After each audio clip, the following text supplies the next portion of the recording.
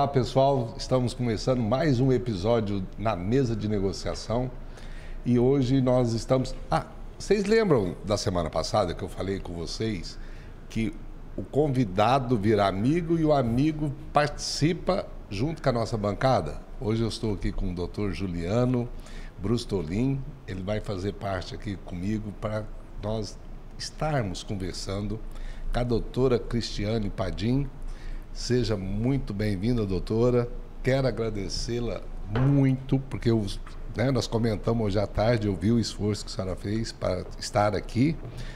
E me perdoa, você. Muito obrigada, fico mais à vontade. Seja bem-vinda, a casa é nossa. E, Juliano, alguma coisa? Bem-vinda, doutora. Vamos começar com desjudicialização hoje, né? Sim, isso é muito importante, porque para o empresário, o que importa é, lógico, um resultado justo, uma coisa equilibrada, mas também a celeridade. E antes de nós entrarmos nesse assunto, você, como coordenadora do NUPEMEC, o que é o NUPEMEC? Bom, vou começar desvendando o que significa cada palavra, sim, né? Sim. O NUPEMEC é Núcleo Permanente de Métodos Consensuais de Solução de Conflitos. Todo o Estado tem. Nós fomos, vou falar que nós, Judiciário, fomos obrigados a instalar a partir da resolução de 2010, 125 de 2010. O CNJ determinou que cada tribunal tivesse o seu NUPEMEC. Qual é a função, a finalidade?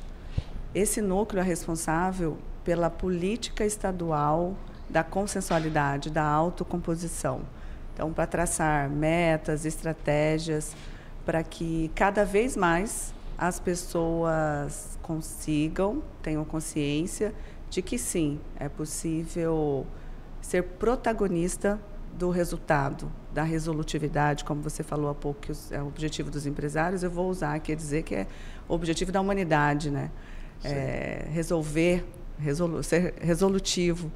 E nada melhor do que a consensualidade numa mesa de negociação, a gente sentar, conversar, ponderar os pós e contras, e a gente se surpreende, Eduardo e Juliano, como a gente tem muita coisa em comum, né? Com os nossos piores inimigos, inclusive.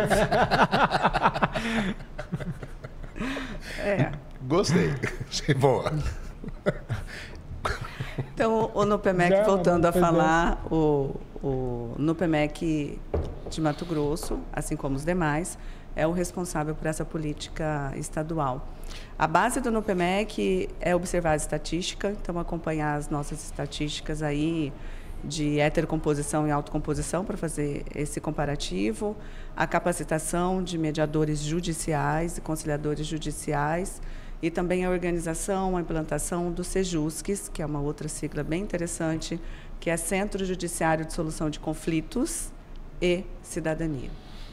E pelo que eu andei vendo, dando uma pesquisada, aí, o NUPEMEC do Mato Grosso, ele pode ser considerado de vanguarda ou está... porque ele é dinâmico, ele é muito dinâmico. E como é que está essa... Vamos fazer um comparativo, né? Entre os estados aí, os NUPEMECs estaduais. Como é que é isso? Eu vou tomar a liberdade de compartilhar uma história que eu ouvi hoje da doutora Narian, que é da Converge, que... Esteve aqui. Esteve aqui. Opa, Narian Sintra. Gente boníssima. Mas na área empresarial, né? A Câmara tem se despontado muito.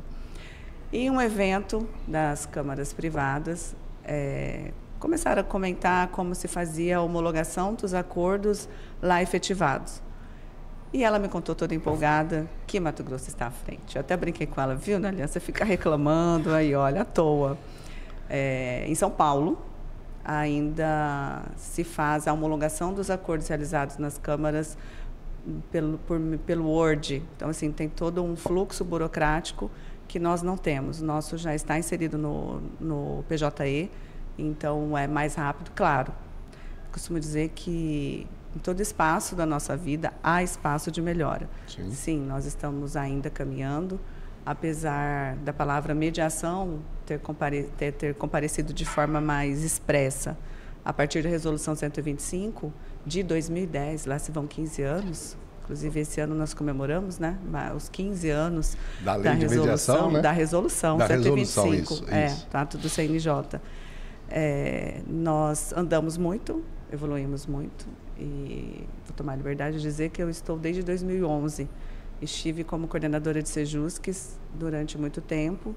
Em 2009, fui convidada pela desembargadora Clarice para ser coordenadora do NUPEMEC e depois pelo desembargador Mário Cono em 2021 para continuar na gestão. Então, desde então, com o intervalo de um ano que passei pela corregedoria, estou aí com essa bandeira. E mesmo na corregedoria, adivinha qual era a minha bandeira, né? Conciliação. Conciliação no sentido amplo, né? Sem entrar no mérito de uma técnica ou não, se é a negociação, se é a mediação. Sim. É porque é aquele negócio, eu acho que a gente parte, né, do princípio de levar o melhor para o cidadão, né? Que é o sistema multiportas, que eu até vou te provocar. Você falou duas palavras aí, talvez a nossa audiência não saiba o que é. Autocomposição e heterocomposição. Dá Perfeito. uma pincelada aí. Vou aproveitar a oportunidade e falar do sistema multiportas. Alguns mencionam justiça multiportas, porque vem lá de Frank Sander, da década de 70 dos Estados Unidos. Mas eu vou tomar a liberdade de dizer que, para o Brasil, a nomenclatura sistema multiportas ela funciona melhor, mais adequada. Nós temos... Eu acho muito legal. Um sistema multiportas, mas já imagina várias portas que você pode entrar. Você sabe de uma coisa que eu não gosto? Diga Talvez aí. Você não concorda, mas eu não gosto do método alternativo. Não, o alternativo eu não adequado. gosto. Eu uso o adequado.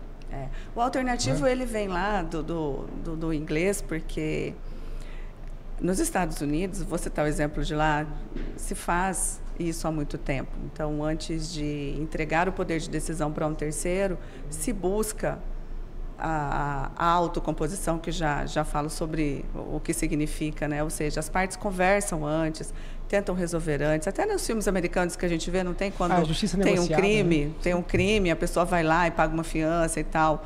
Exatamente, a justiça negociada. Então, lá o alternativo, de fato, é alternativo. Sim. Né? Ou é uma caneca ou é uma xícara. As duas na mesma posição, iguais. Diferente aqui do Brasil, que a regra nossa é o judiciário, é a judicialização, é entregar o seu poder de decisão para o Estado. Delegar. E aí, por isso, adequado fica melhor. Concordo plenamente, porque é uma coisa que eu sempre falo, viu, Juliana? Quando a gente judicializa, eu não sei, isso aqui nós estamos conversando, né? Sim. Então, lógico que a controvérsia sempre é bem-vinda. A gente cresce. Mas quando a pessoa judicializa, ele, na realidade, eu acho que ele está delegando para o juiz, né, resolver uma coisa que... Vamos falar que o conflito é entre nós dois, porque nós não temos a capacidade de construir um acordo. Lógico, trazer a doutora para nos ajudar, né? A mediação dela. Com a mediação, com Terceiro a competência facilitador, dela. né? Sim, porque às vezes a gente não está afim de conversar com outro ser, né? Não está. Então... tem cenários onde isso acontece, realmente. E aí, quando tem alguém para auxiliar nessa comunicação, vai bem. Sim, mas aí a gente busca uma outra coisa, né? Que nós somos racionais. Nós não podemos ser emocional numa hora do conflito, principalmente o empresário. O empresário ele tem que ser norteado, né? Não importa o gênero, tá? Mas ele tem que ser norteado pelo racional. Sabe que eu me surpreendi falando em empresarial? Hoje a desembargadora Anglizei era juíza na vara com essa competência específica. E daí nós programamos para instalar o Sejusc empresarial, e é o que eu quero aproveitar para dizer que o nosso Sejusc está instalado desde 2020, então já se vão aí quase 5 anos. Fazer publicidade dele, está aí à disposição. Não é publicidade não, é informação, isso aí, porque o empresário, eu acredito que ele não saiba desse... E aí, é um espaço que o empresário tem à disposição para conversar, né, para buscar e conversar sem a necessidade de entregar o poder de decisão, né, para a negociação, é um bom espaço. E aí lá, Nós tivemos uma capacitação que ela providenciou e eu descobri que a maior parte do empresariado envolve família. E eu fiquei chocada. Porque você falava, mediação, mediação, mediação, e aí indo para a técnica, em que a mediação é destinada para conflitos mais complexos, mais profundos, eu não entendi. Eu falei, por que isso no empresarial? Foi aí que eu descobri. Família. Pois é, cabe muito bem uma boa conversa por aí também. Sim. E puxando um pouquinho assim, né, pro lado, a empresa, a grande maioria das empresas brasileiras são empresas familiares. Fiquei surpresa quando soube. Né? São empresas familiares, não é? Nós estávamos comentando agora, pegando os Estados Unidos, né? Nós não temos um mercado tão robusto, né? Tanto é que a nossa bolsa de valores, quantos milhões de empresas nós temos no Brasil e quantas empresas têm cadastrado na bolsa de valores. O sistema é diferente. O Brasil também não propicia o ambiente de negócios ou então a inovação no ambiente de negócios. Sim, a gente fica preso a algumas estruturas do Brasil. Eu, nesse quesito aí, eu acho que nós estamos na idade da pedra. Sim. Tá? Mas tem um tudo bom bem. espaço aí para preencher, né? Tem o Oceano Azul aí pela frente. Tem o Oceano Azul aí. Mas... Posso responder o que você me perguntou? Sim, eu ia te cobrar agora. A gente vai indo calma. para um lado, para o outro. Eu já ia, porque você falou da autocomposição. Para deixar claro, nós temos, quando a gente fala em método, nós temos, em regra, o método da heterocomposição, que é quando um terceiro resolve, ou tenta resolver, né? Ou a gente entrega esse poder de decisão para esse terceiro. Então, a gente chama um terceiro para decidir. E aqui eu vou citar o exemplo do judiciário, em que o juiz substitui a vontade das partes, substitui o lugar das partes e decide e impõe, e tem o poder de coerção. E vou trazer também a arbitragem, né? Que, apesar da flexibilidade, por exemplo, eu e você temos que aceitar a arbitragem se a gente quiser. Por exemplo, o Juliano, nosso árbitro, nós o elegemos e nós somos obrigados a aceitar o que ele decidir. Dele. Exatamente. Então, isso é heterocomposição. Quando alguém decide por nós. Sim. A autocomposição é quando nós mesmos decidimos por nós. E aí, quando a gente fala de autocomposição, abre-se também um leque, que eu também gosto de falar da consensualidade. Abre-se um leque de oportunidades. Então, são várias ferramentas, né, várias metodologias para que a gente consiga identificar o que a gente tem em comum. E eu repito, a gente tem até com o pior inimigo. E, a partir desse ponto, buscarmos soluções mais resolutivas e, eu vou dizer, mais baratas também. E mais eficazes. Exatamente. E mais eficazes. Eficazes até porque vai custar menos, né? Porque tempo é dinheiro, né? Talvez essa seja uma das grandes vantagens do sistema anglo-saxão, né? Porque eles encareceram tanto o acesso ao judiciário que incentivou demasiadamente a justiça negociada. Assim, lá você contrata advogado para conversar com outro advogado da outra parte. Ai, sonho isso aqui no Brasil, né? Seria ótimo. Mas isso acontece em alguns lugares, ainda não da forma que a gente gostaria, né, Juliano? Mas isso acontece. Sim. A experiência que eu tenho de escritório, já há 20 anos, negociando acordos e tudo, né? O que eu sinto? E é uma coisa, porque assim, quando eu falo mais eficaz, porque se eu trago o Juliano, né? E eu assessorando ele, ajudando ele sabe que ele está construindo, ele está vendo as possibilidades, o que ele pode fazer, o que ele não pode. E quando a gente fecha o termo de acordo e assina, até hoje eu nunca tive nenhum problema vamos falar, entre aspas, do Juliano não cumprir. Porque normalmente quando a gente fala em acordo, é futuro. O cumprimento dele, né? Visão prospectiva, né? O cumprimento dele é no futuro. Eu costumo dizer que a gente tem uma taxa de retorno muito baixa quando o acordo realmente é eficaz, quando é real, né? Muito. Quando ele é bem construído... Você não tem execução, né? Não tem. E a coisa flui. Hoje mesmo, por incrível que pareça. Um dos acordos que eu fiz, a pessoa, eu peço, né? Me manda pagou, me manda. Hoje mesmo eu recebi de um, cumprindo e tal, sabe? Então, assim, é nesse sentido mais eficaz. Quando a parte participa da construção, definitivamente, eu também acho que é mais resolutivo. Mas aí acaba sendo uma discussão que talvez a gente tenha que falar sobre talvez características da nossa sociedade e discutir até o sistema de justiça, né?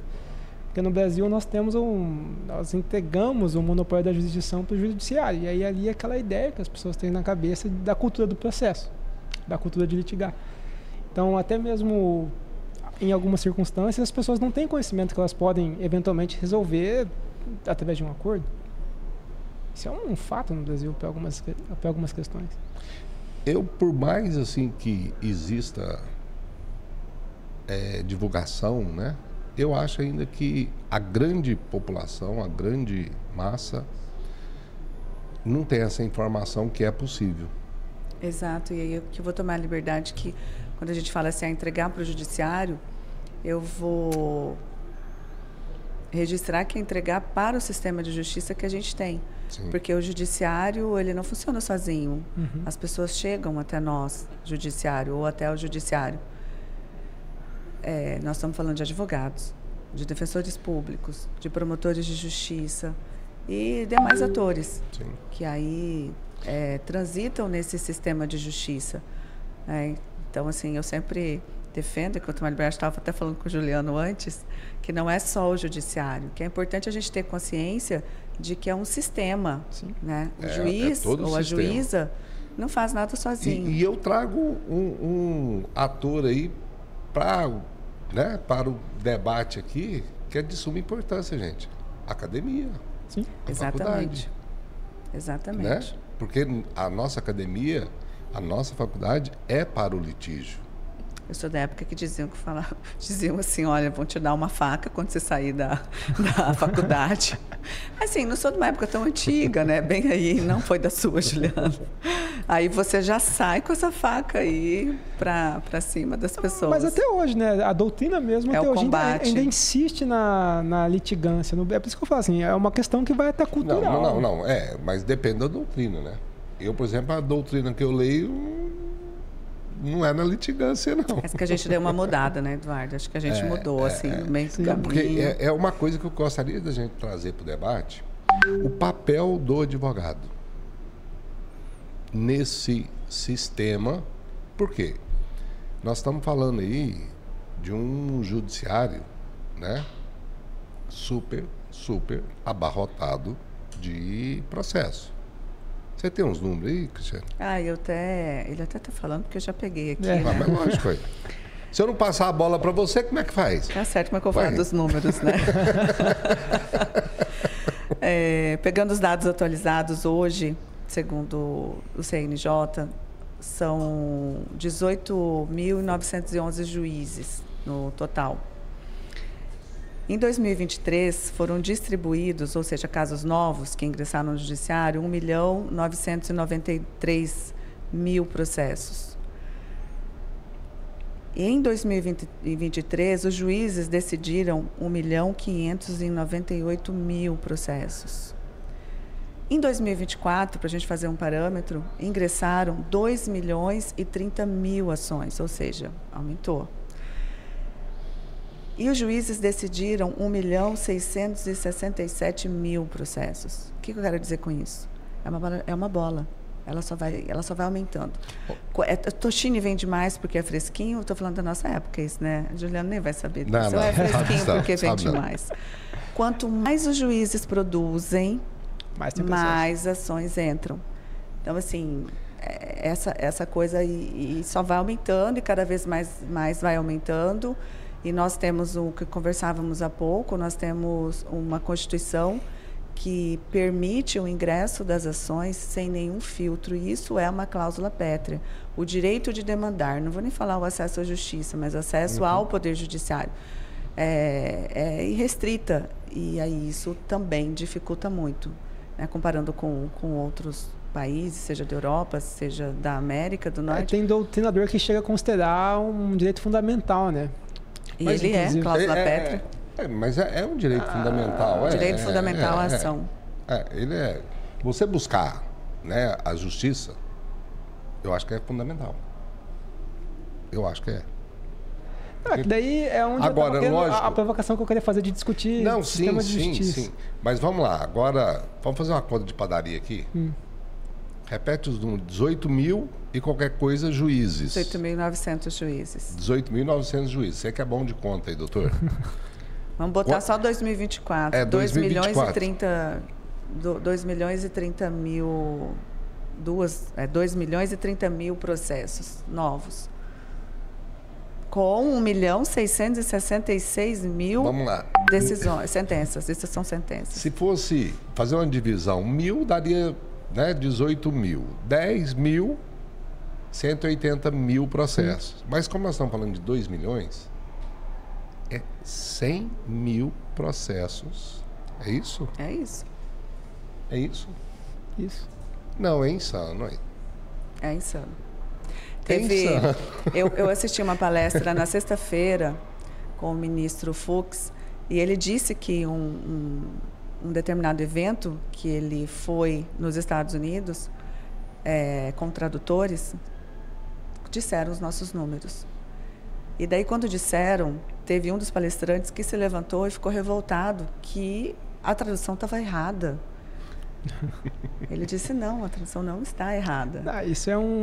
E foi ele que destacou bastante, e a partir daí eu venho pensando muito nisso, Juliano, da cláusula pétrea. Porque a gente fica olhando o efeito, e talvez venha no ponto da gente debater um pouco o nosso sistema de justiça. A gente olha no efeito, o judiciário amoroso. Isso é efeito. Mas o que causa essa morosidade? Será que os juízes não trabalham? Está aí os números. Sim. Né? Nós somos os juízes do mundo que mais decidimos. Mas, ao mesmo tempo, é a justiça ineficiente. Sim. Né? Então, assim, o que causa isso? Um filtro na entrada, talvez? Não, sabe o que causa isso? Não, um filtro talvez evitasse. É a né? consciência do cidadão, né? A consciência do cidadão. Ele tem que saber desses números. Porque, lógico, se o cidadão ele tem que chegar para o colega e falar, não, peraí, eu quero o meio adequado, eu quero sair, não preciso judicializar. Se você parte daquele princípio que todas as pessoas acham o judiciário moroso e que, em tese, por achar isso, eles estariam predispostos a tentar alguma forma de resolução de conflito que não seja judiciário, por algumas questões dentro do que eu falo.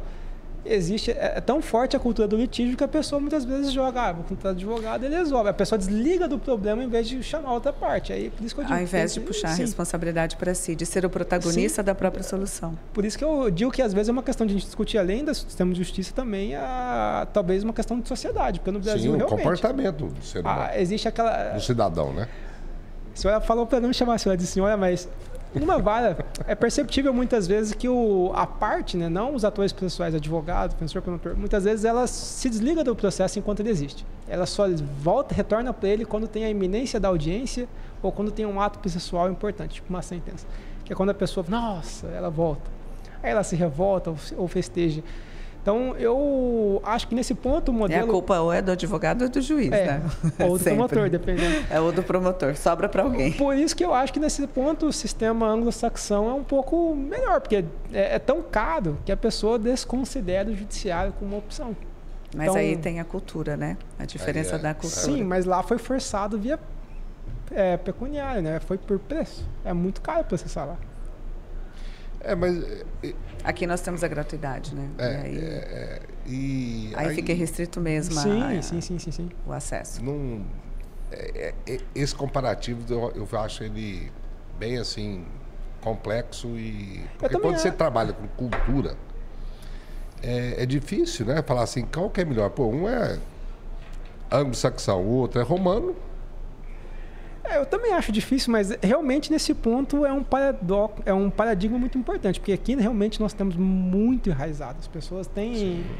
Hoje, por exemplo, a gente provavelmente vai divulgar várias formas de resolução de conflitos e mesmo assim é possível que alguém que assista pense, nossa, que legal, ela vai tentar solucionar a sua lide e é possível que ao fim ela conclua, nossa, eu vou contratar um advogado e meter um processo na outra parte. O Brasil é um paradoxo.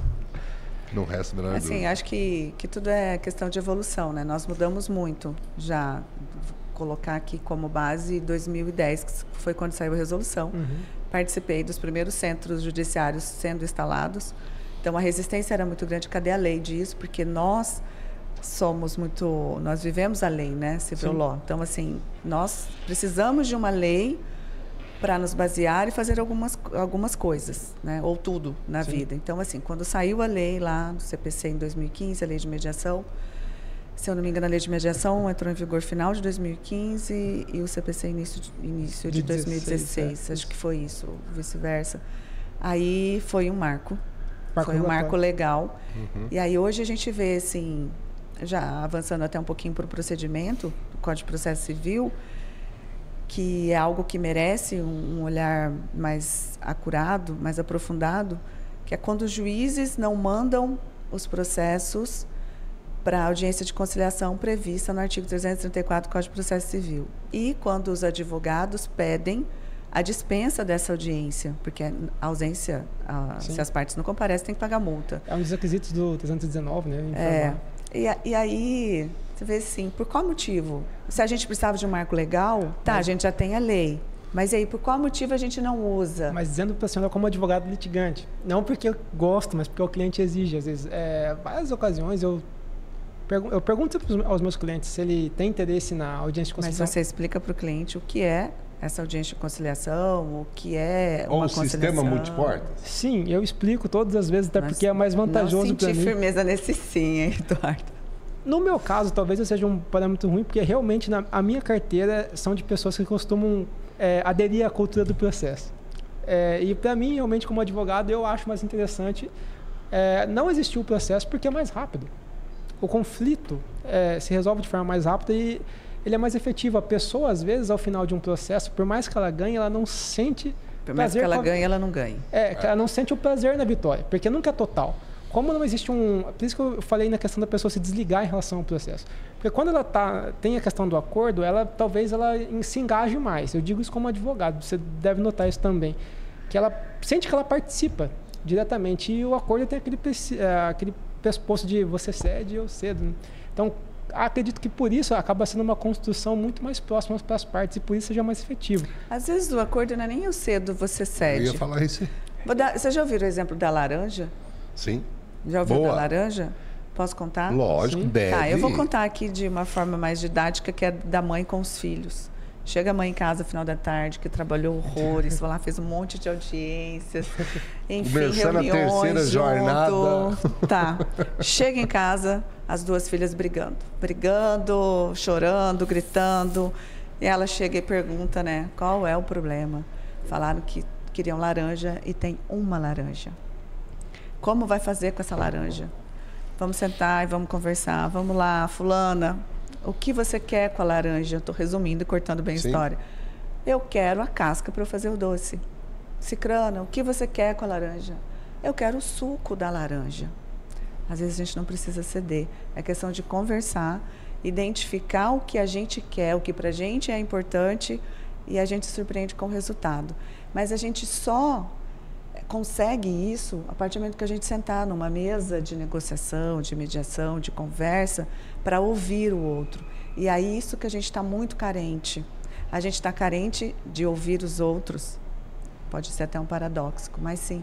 Nós estamos carentes de ser ouvidos e de ouvir os outros. E aí isso impede que a gente descubra se um quer a casca e se o outro quer o suco, que ninguém quer metade da laranja inteira e muito menos a laranja inteira, porque eu vou jogar o suco fora se eu quiser a casca, ou vou jogar a casca fora se eu quiser o suco. E você pensar que tem uma terceira alternativa nesse exemplo. Tá? Passou aqui.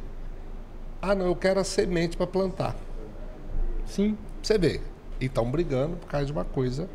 Ainda sobra um negócio que eu adoro comer na laranja, que é como chama? Gomo? O gomo. Não é que você tira o suco, sobra o bagaço da... Não quer que o outro faça suco.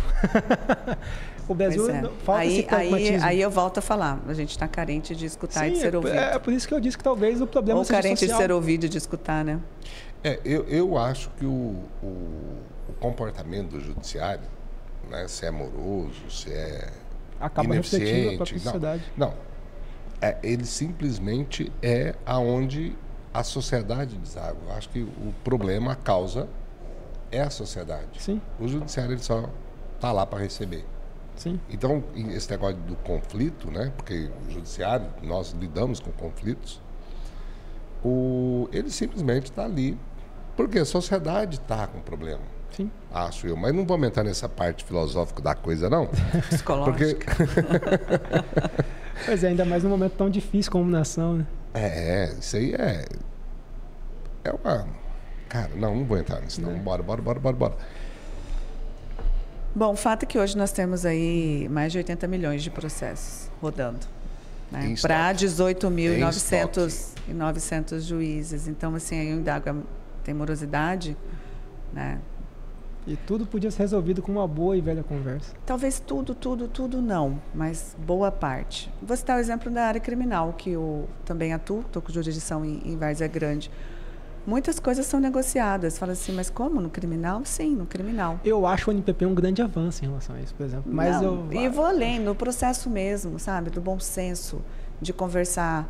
Semana passada mesmo, nós invertemos a ordem das testemunhas. Não pode, desde que todo mundo concorde. Pode sim.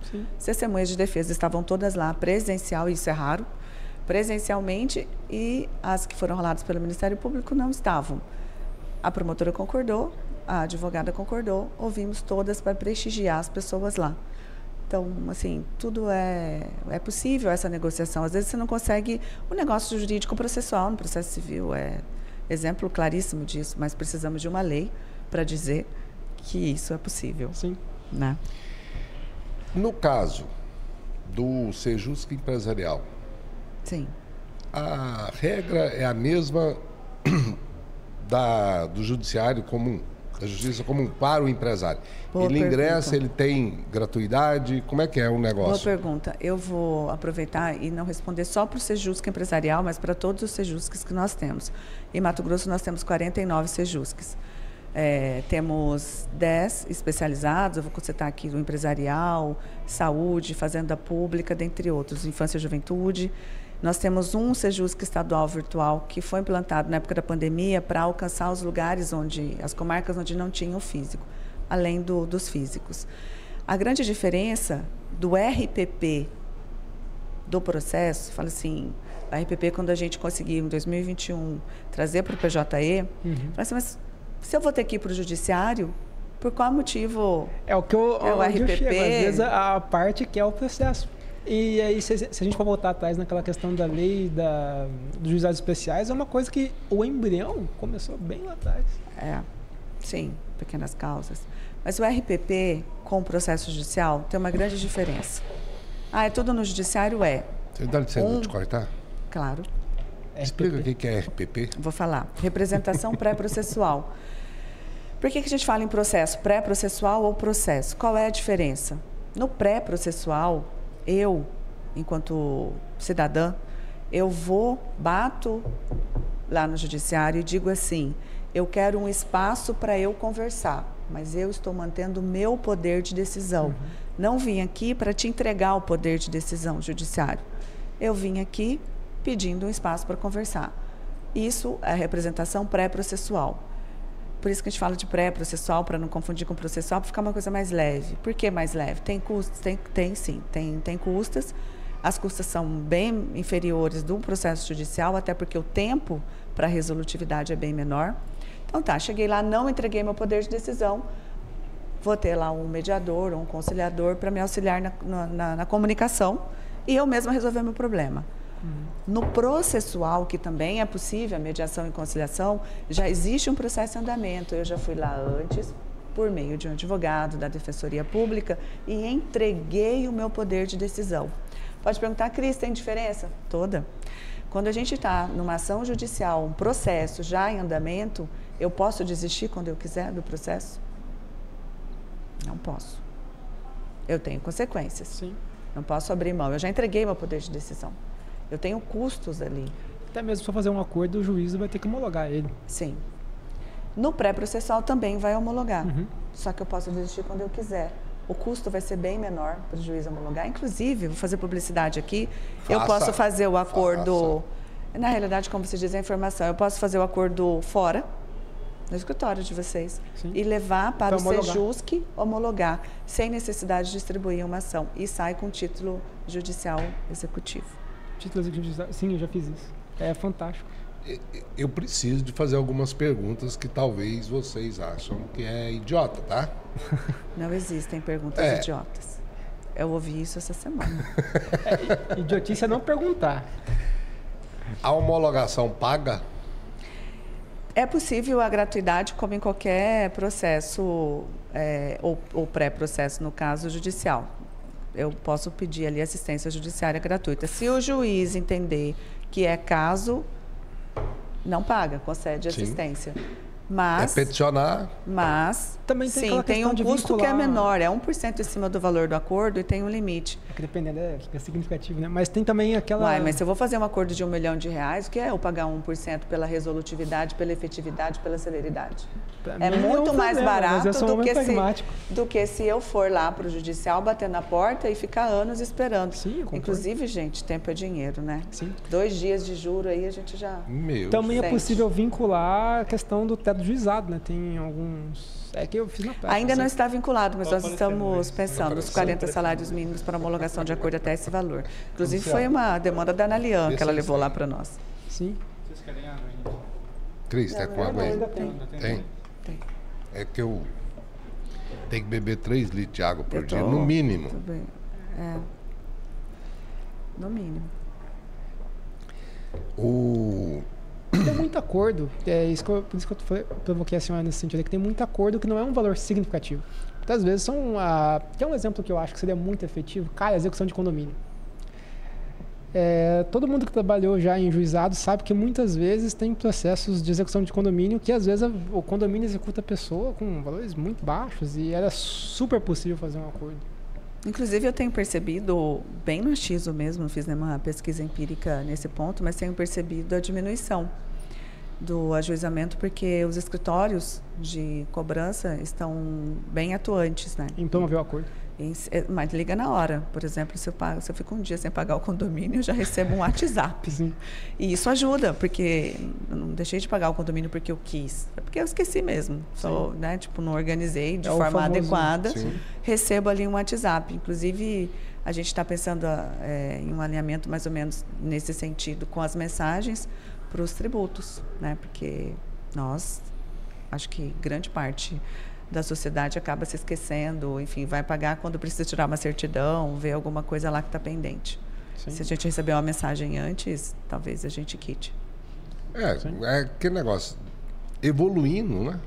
Se, pô, numa ação... Para não judicializar, né? numa ação dessa daí, se 2%, 3%, sei lá quantos porcentos, né?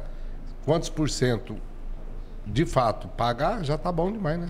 Tá bom demais. Já é receita. Tá, já diminui, mas- o judiciário também agradece, né?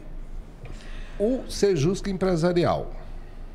Nós estamos hoje no mercado, vamos falar assim, numa realidade, que o pedido de RJ cresceu 523%. O Sejusc empresarial, ele está preparado para ajudar o empresário a não ter que recorrer à recuperação judicial? Sim, sim. O Sejusc empresarial ele está localizado lá no fórum. Sim. Né? Tem o setor pré-processual, também tem aquela discussão se a mediação antecedente é pré-processual ou processual, mas não interessa. Nós temos a mediação até prevista em lei, a mediação antecedente. Então, tem o pessoal, tem mediadores capacitados, juridicamente falando. Né? Como eu disse, sempre tem um espaço para crescer. Mas quanto mais ele for procurado, mais demandado, com certeza ele vai se expandindo. Sim. Né? Mas temos, e aí convido a senhores e todos que estão nos ouvindo a conhecer. Vai bombar o Sejusc empresarial, né? Não, mas porque, volto a te falar, tá? Eu acho que falta muita informação em cima E disso. que bombe os outros Sejuscs também. Sim, sim. Agora, eu vou fazer o seguinte. Vou dar uma cutucada de um lado, depois eu vou passar a mão. Não, eu vou inverter. Vou passar a mão. Você tem um número... Porque a advocacia, ela é uma profissão hoje complicada. Né? Estou falando de rendimento. Rendimento. acho eu, de forma empírica, eu não sei se é real, tá? É uma observação mesmo. A grande maioria dos advogados, eles têm uma dificuldade muito grande de ingressar no mercado e ser um profissional atuante, com uma boa renda, com um bom escritório, e existe toda a dificuldade. E cada vez chegando mais, né? Sim. E o judiciário, vou falar judiciário, tá? Eu sei bem que não é problema do judiciário. Mas você acha que se nós estimularmos a mediação, a arbitragem, negociação, conciliação, talvez não seria um mercado, um oceano azul aí para os colegas, para os profissionais, para os operadores de direito? Com certeza. Com muito mais efetividade e possibilidade de crescimento. Aqui no Mato Grosso ainda está bem incipiente, mas quando a gente vai para grandes centros, por exemplo, a arbitragem é o carro-chefe. Sim. Né? Os investimentos que a gente tem, os investimentos internacionais, as cláusulas são para a arbitragem. Resolver em câmara arbitral em outro país, às vezes. Exatamente. Nova Então, a York, arbitragem ela é muito procurada pelo meio empresarial, justamente pela celeridade. Né? É um método de heterocomposição, mas tem a flexibilidade de aceitar ou não e a celeridade aí, né? Eu gosto muito da arbitragem. Eu já tive a oportunidade de participar de algumas, que elas nasceram aqui e foram resolvidas em outro estado. Isso me corta o coração. Vou contar que não é resolvido aqui, dentro do Mato Grosso? Tira daqui, porque está faltando, nós estamos carentes de profissional ainda nessa área. Eu vou contar que eu advoguei, viu? Eu advoguei de 2000 a 2007, não quero contar a minha idade, mas enfim, já adiantando. Então ralou, né? Em 2000 e continuou, muito. Em 2020. Só mudou a guerra, né? Em 2001 eu fiz um curso de arbitragem. E na época eu estava começando a advogar. Semana que vem eu vou trazer um colega aqui arbitral. Bacana. E eu fiz o curso porque eu fui conhecer até um tribunal arbitral, chamava-se assim, lá em Santa Catarina, porque eu queria criar instalar queria trabalhar nessa área. Mas, assim, a dificuldade fomos eu e um colega de graduação, Marcelo, então a gente pegava umas cobranças lá e a gente viu que aquilo ali não ia render muito, sabe? Pegamos alguma coisa de loja e tal. Tivemos sucesso em tudo, mas era pequeno e o retorno, isso em 2001, não compensava para a gente continuar. E depois eu acabei me deparando em 2010 aí com essa possibilidade de voltar a trabalhar com outros mecanismos além do estatal, do judiciário, né? Eu chamo de jurisdição estrito sensu, que é aquela imposta mediante coerção.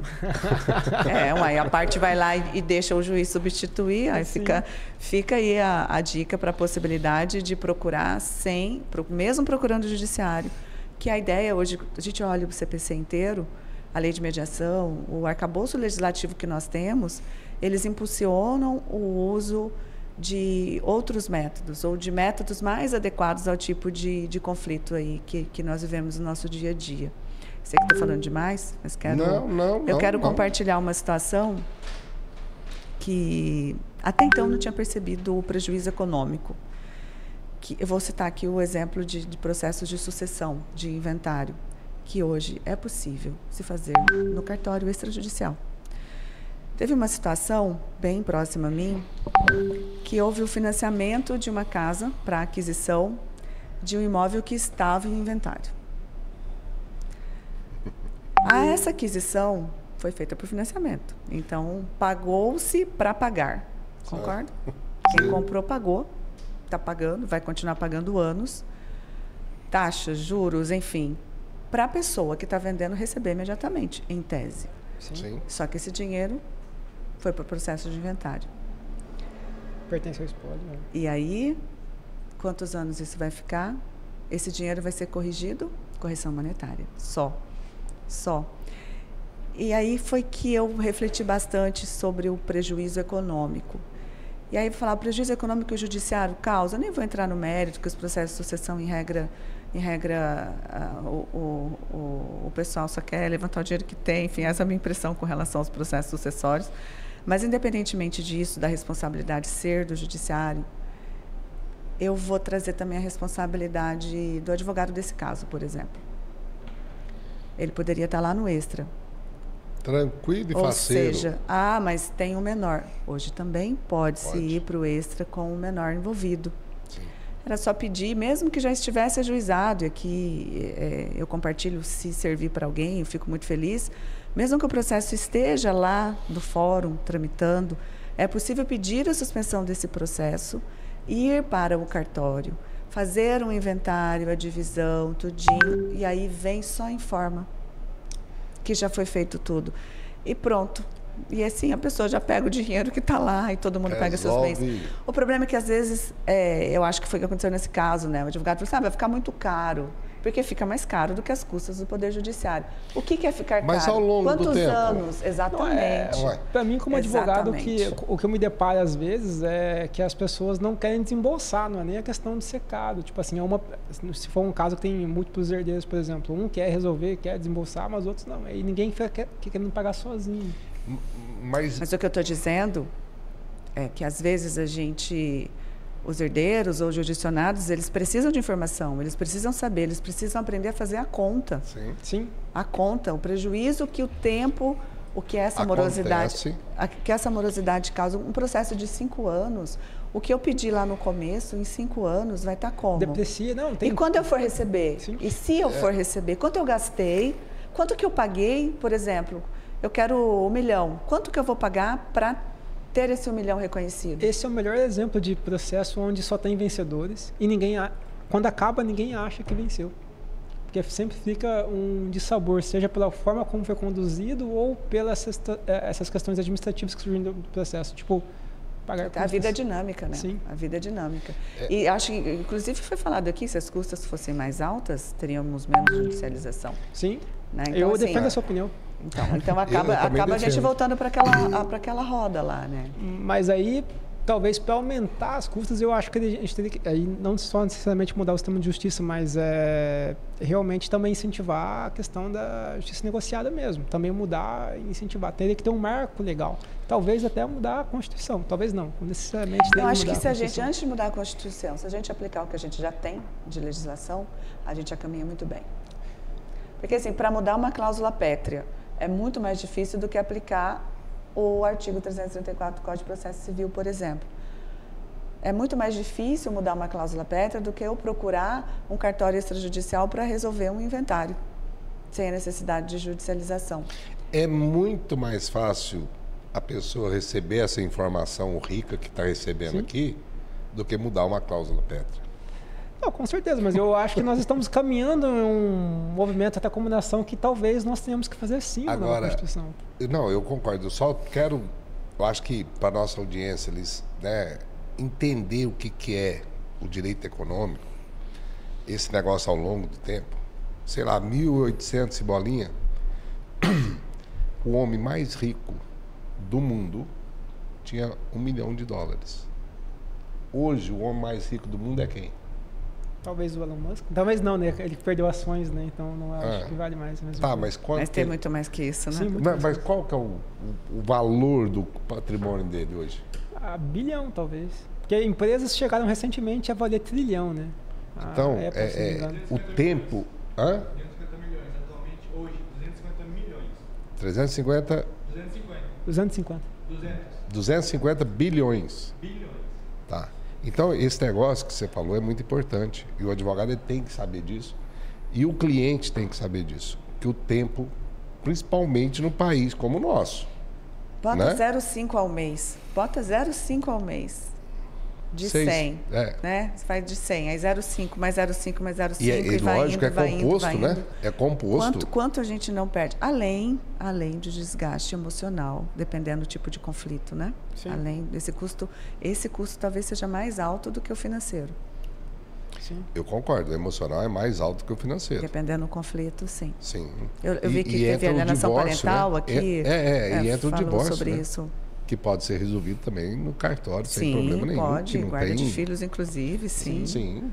Então, assim, falta. E quanto ao operador de direito, o advogado? O que você pode me falar assim? Como que está a consciência da nossa classe? Quando Eu a falei, gente- eu falei que eu ia passar a mão, mostrei o mercado que existe, né, para eles. Agora eu tô dando uma cutucada aí. Melhorou, tem melhorado, principalmente com relação a esse ponto de consensualidade. Recentemente eu ouvi de um colega, de um amigo advogado, dizendo assim, que eles estão saindo do contencioso e indo para a consensualidade. Eu fiquei bem feliz, porque ele falava justamente ao contrário antes. E ele chegou a essa conclusão de um processo que, eu vou falar o cliente, né? Eles lograram êxito no STF. Foram Nossa. 16 anos de demanda. O cliente dele virou para ele e disse assim, eu preferia ter feito um acordo lá no começo, porque o dinheiro que eu perdi no decorrer desses anos, né, Pagando, além do e que, pagando. não só o que eu perdi, o que eu deixei de ganhar, porque deixou de investir. Deixou de investir ao longo desses anos para lá no final conseguir. E aí ele falou que virou essa chave. Então, assim, tem mudado. Ainda tem um espaço muito grande. Me lembrei de um instrutor de mediação que me disse um dia, eu não quero ir fazer, era uma palestra, uma oficina, com esses advogados, porque eu não tenho paciência, tal, eles são resistentes, não sei o quê. Aí eu fiquei refletindo, falei, mas é justamente com esses. É justamente com esses que a gente tem que falar. E se eles estão lá ouvindo, questionando, ótimo. Se eles se dispuseram a ir ouvir, estão mais à frente dos que os que simplesmente ignoram, resolveram ignorar. Então, assim, está melhorando, tem um espaço de melhora e cada dia mais a gente fala em consensualidade, porque o sistema está isso aqui, gente. Eu diria que na minha geração de advogados, todo mundo privilegia a consensualidade. Tipo assim, é muito mais prático. É que talvez entre o que eu digo. Muitas vezes eu esbarro em o cliente ter em si a cultura do processo. E aí cabe o poder da persuasão para fazer conta. Uma conta, não tem contra os números. Eu diria que aí entra na questão da reserva mental da pessoa, porque às vezes a pessoa realmente quer, eu faço a conta, mostro para ela, ela sai do meu escritório, contrata outra pessoa e mete o processo. Porque o cliente, quando que ele quer processar, a senhora sabe. Eu acho que isso é uma exceção. Acho que dá para a gente levar a regra e quando a gente vê dinheiro que a gente está perdendo, ou a pessoa que é racional e não está ali imbuído da emoção, consegue enxergar. Daí é uma questão de exercitar o pragmatismo, né? E é por isso que eu volto a insistir. Para mim, o problema é uma questão social. Quando nós evoluímos como sociedade... Aí, ó, ele já acabou de falar que os advogados da era dele são mais consensuáveis. O da nossa era, Eduardo, já é mais beligerante, né? É muito. Então, vocês são do tempo que o processo não é sincrético, né? Não, a gente tinha que ganhar o processo, depois iniciar o processo entrar de execução. Com outro processo. Nossa, nem me lembro. E era tudo de papel. Mas, sim. É uma coisa assim. A capinha era diferente, né? Cada um de uma cor. Começava com a fitinha, verde, tinha fitinha. vermelho, E tinha fitinha. Sim. Eu não sei, eu sou muito prático na coisa e eu gosto de resolver, eu gosto de terminar o conflito de fato. Sabe quando tem boa fé?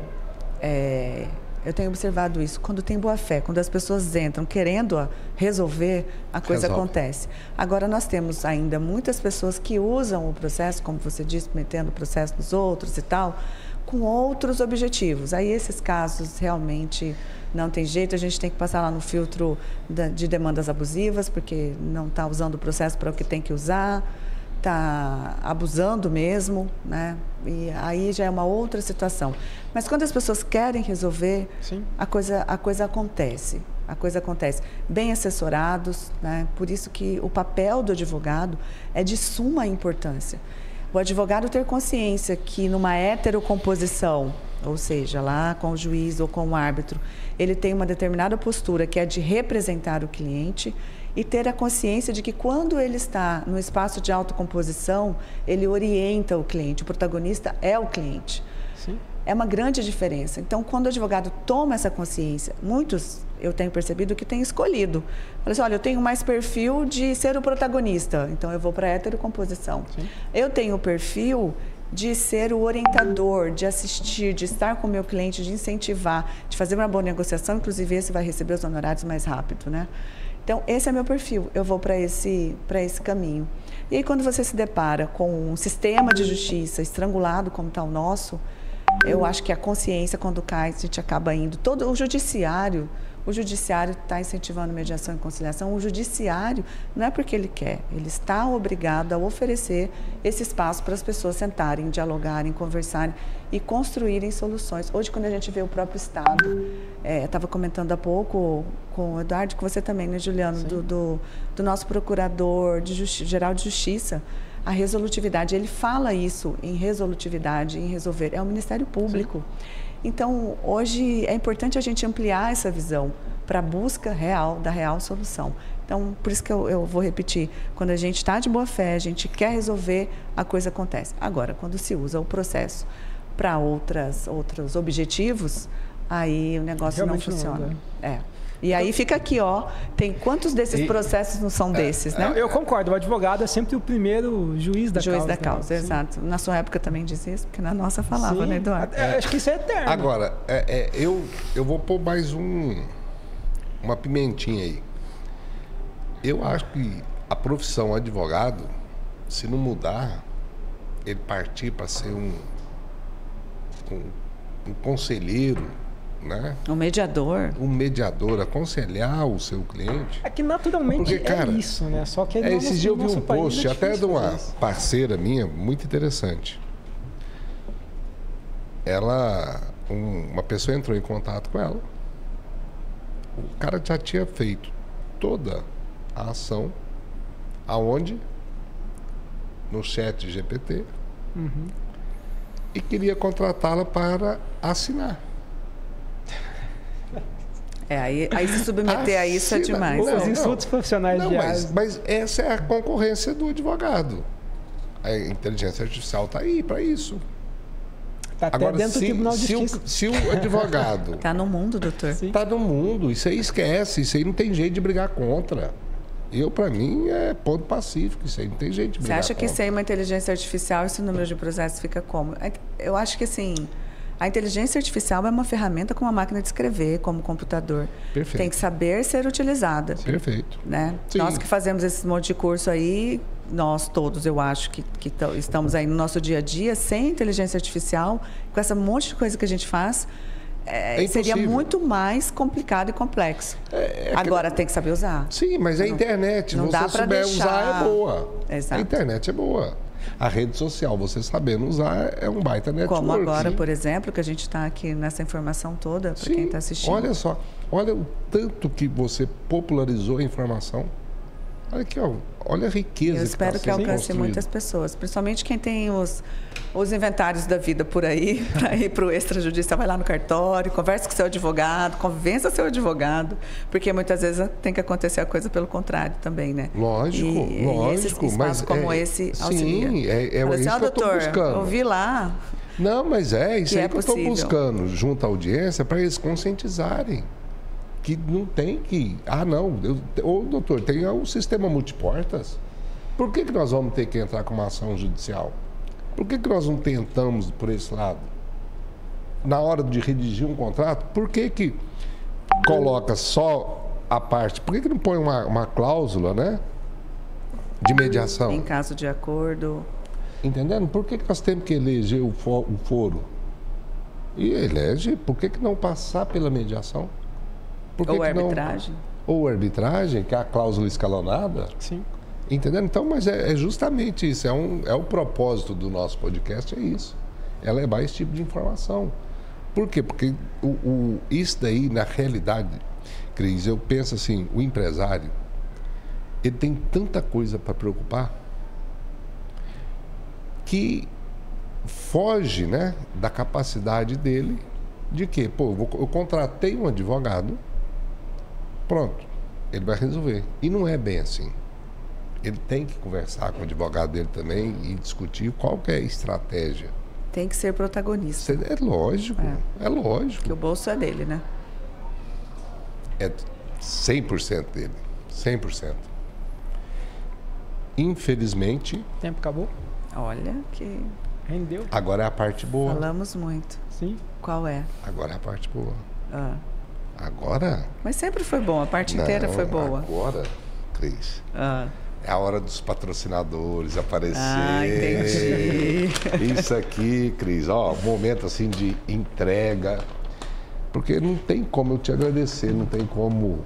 Primeiro que você no primeiro contato, você já se colocou à disposição, você, sabe? Foi uma energia, uma coisa absurda que eu falei, gente, tem espaço para falar do que eu amo. Sim, mas né, você ter esse espírito, né, de compartilhar, de querer doar, né, levar a informação, isso é muito interessante, eu admiro muito, tá? Então, isso aqui é uma lembrança singela para você, do nosso podcast, do nosso patrocinador, e espero que você já escalou uma próxima convidada, né? Já. Podemos tá falar o nome dela ou não? Podemos. Dalila de Oliveira Matos. E nós vamos estar falando com a Dalila. Oh, obrigada. Beleza. Linda. Nós vamos estar falando com a Dalila, gente, sobre licitação, né, Dalila? Licitação e contrato. Perfeito. Vocês aí, empresários que gostam de trabalhar com licitação nesse mercado, nós vamos ter um podcast dedicado a vocês. Moçada, mais uma vez, muito, muito obrigado, Cris. Eu também agradeço a oportunidade. Estou à disposição. A casa é sua, tá? A hora que você precisar, alguma coisa, querendo trazer mais informação sobre o Sejusc, sobre o NUPEMEC, tá bom? Obrigada, eu agradeço. Beleza? Imensamente. Estamos juntos. Aí no mundo da consensualidade. Sim, também. Sim. Será que nós demos conta de trazer o Juliano para o nosso lado? Rapaz, mas eu sempre estive nesse lado. Mas é aquela coisa, a pessoa paga para ter o processo, fazer o quê? Meu irmão, um abraço, cara. Obrigadão. Valeu. Eu agradeço. Até mais, gente. Obrigado. Até mais, por obrigada. favor, curte, compartilha. E semana que vem nós estamos aí. E siga. Seguir também. Beleza, beleza. Tem que Bem seguir lembrado. também. Um abraço. Tchau, tchau. Tchau.